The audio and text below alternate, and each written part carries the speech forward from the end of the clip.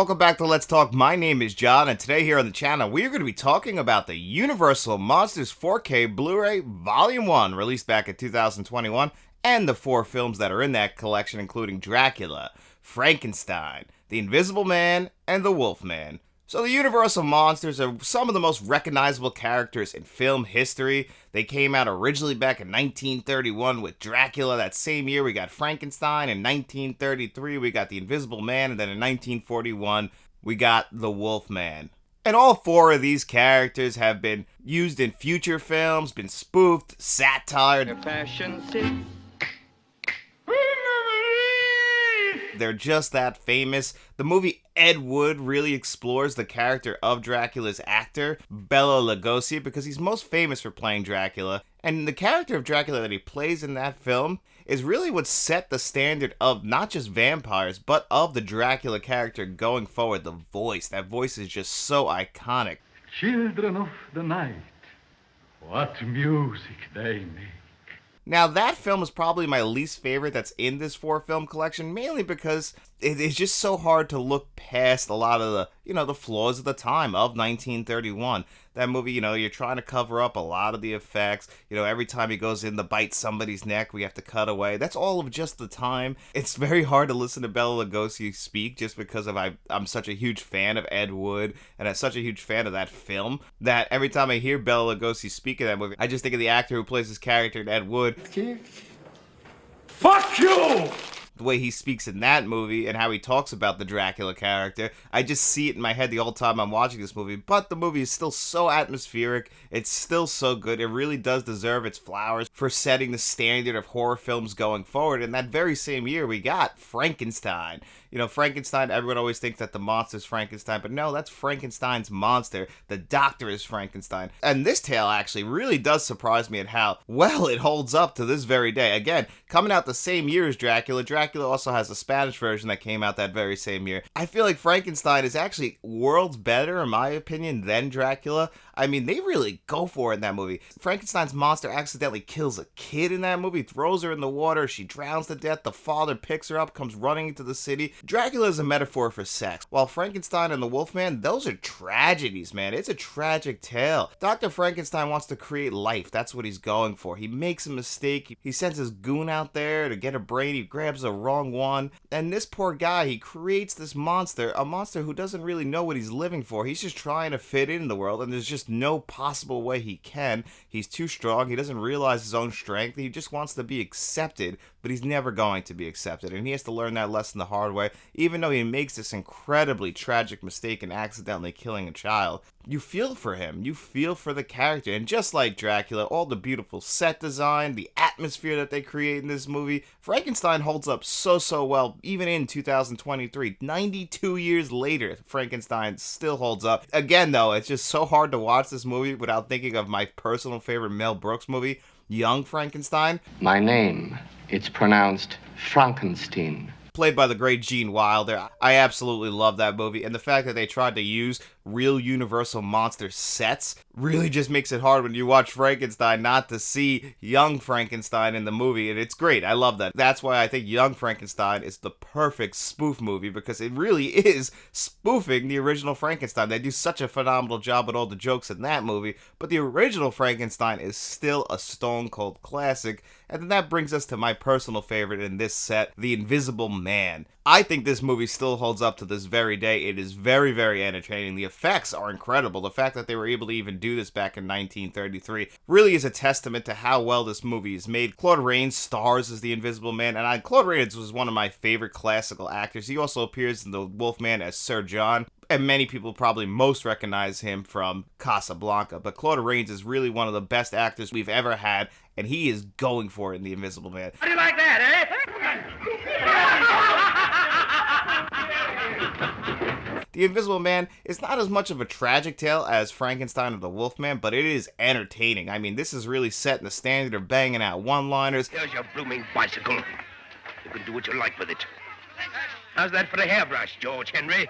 It could be funny at points, but yet this guy is just a madman. He didn't realize what he was doing, a classic tale of a scientist just going too far, not realizing what he's getting himself into, and he doesn't realize the people he's hurting. It does actually become a very sad movie at the very end of it, when the person who loves him the most, unfortunately, has to go on with the rest of her life without him just because his ambition was just too much for him, that he ended up losing his way and just becoming, unfortunately, a serial killer and just a downright monster. But again, when they're hunting for him at the very end of this movie and they can't see him, what they go for in this movie, and all of these movies in this set are all under 80 minutes long.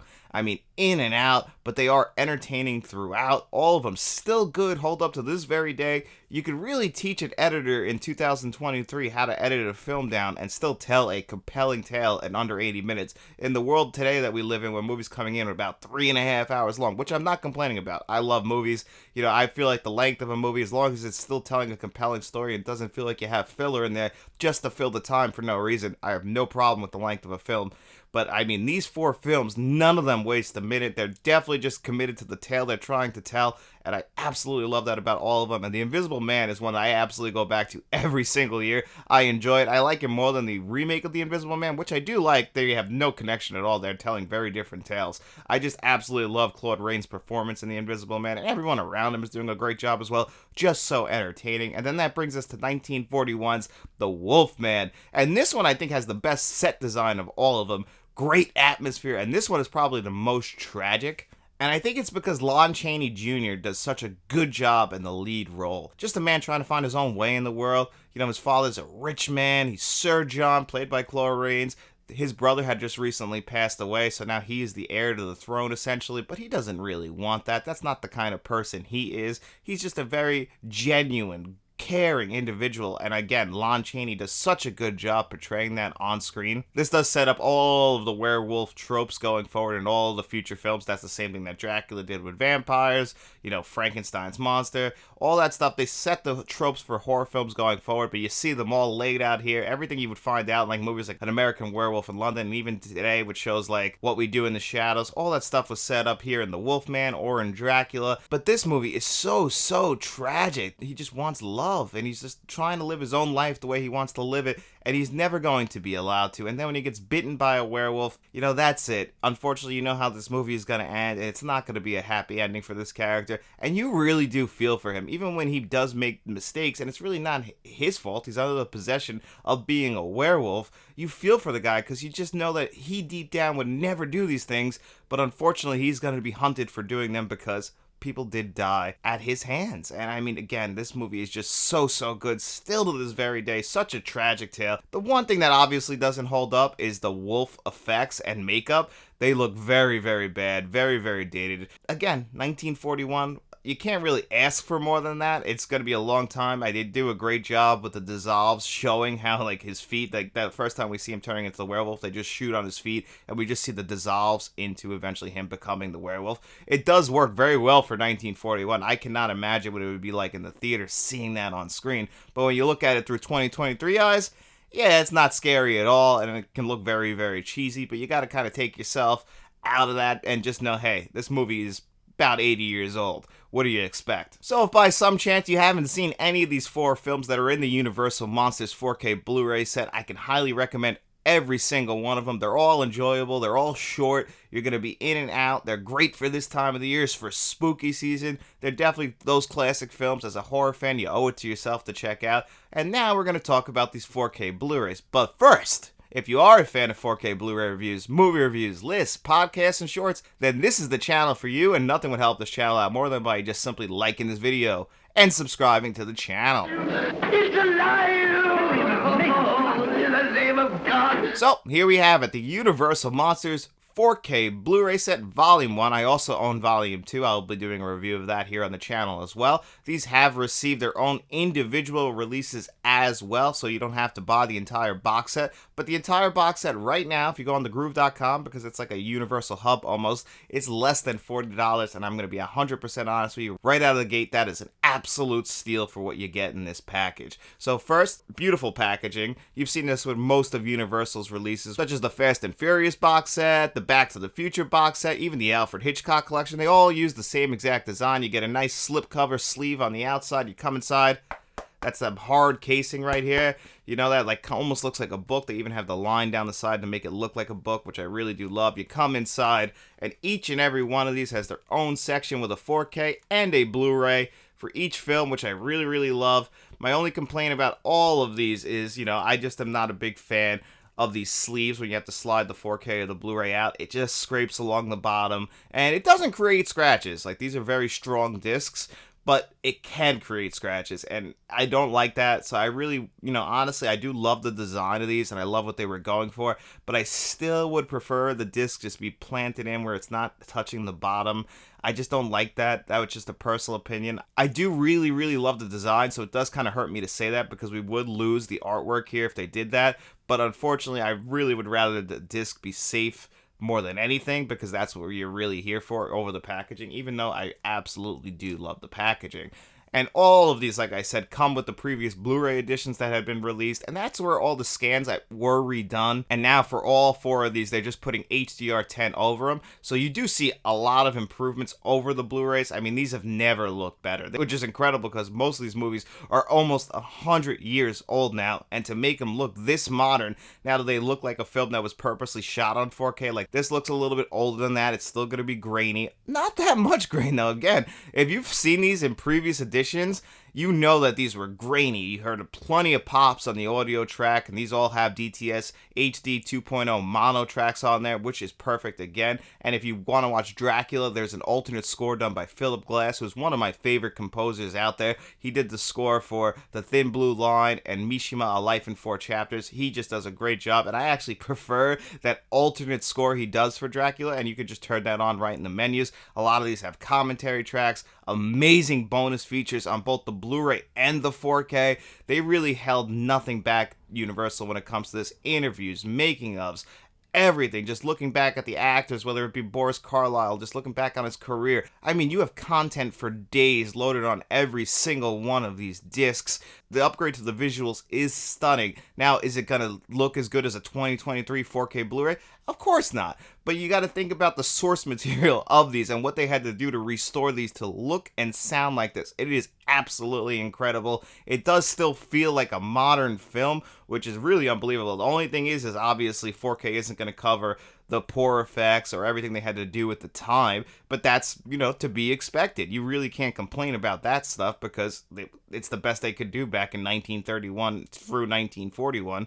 I just think they did an incredible job with these restorations, and I think at $39.99 it is an absolute steal to get 8 discs in there. That's $5 a disc essentially, and with the amount of extras and the amount of effort that was put into making these look as good as they do, I can highly recommend this 4K Blu-ray set. And if I was going to give it a score of 1 to 10, I would give it a 9.5 out of 10. I'm just not a big fan of the packaging in the sense that the discs have to slide in and out of the side like that. That is my only flaw with this entire set. Otherwise, it is almost perfect, and at the price, like I said, that is an absolute steal for the amount of discs you get in here. And as a horror fan, and you haven't checked these out, you are doing yourself a disservice, and I can highly recommend you, if you do want to check them out in this 4K Blu-ray set. But of course, as always, if you can't afford the set, just check out these films any which way you can. And it's Friday, that means it's time for our digital code giveaway. And every single video that we put out on Friday, we are going to ask you guys 2 digital code giveaway questions. All you have to do is answer one of those questions in the comment section below. Then you come back to Monday's video. I put your name on a magic wheel. We spin that wheel 2 times, and the 2 names it lands on, they have the choice of the digital codes that you've seen on your screen before you today. And I figured, hey, it's spooky season. We're talking about the Universal monsters. I want to know, what is your favorite Universal monster? There are plenty more other than that, other than the ones that are actually in this 4K Blu-ray box set. So let me know, what are your favorite Universal monsters? And also, I want to know, what is your favorite classic horror film? I would say we'll label anything as a classic horror film if it came out before the year of 1970. So any horror film that came out before the year of 1970, leave that in the comment section below. And then just don't forget to come back to Monday's video to see if you are one of our lucky winners. And anyway, guys, thank you so much for being here with me on another episode of Let's Talk. I hope you enjoyed this video. We will be reviewing Volume 2 sometime down the line. Just make sure that you guys like this video, subscribe to the channel, get out in those streets, and tell your friends about us. And we'll be seeing you around.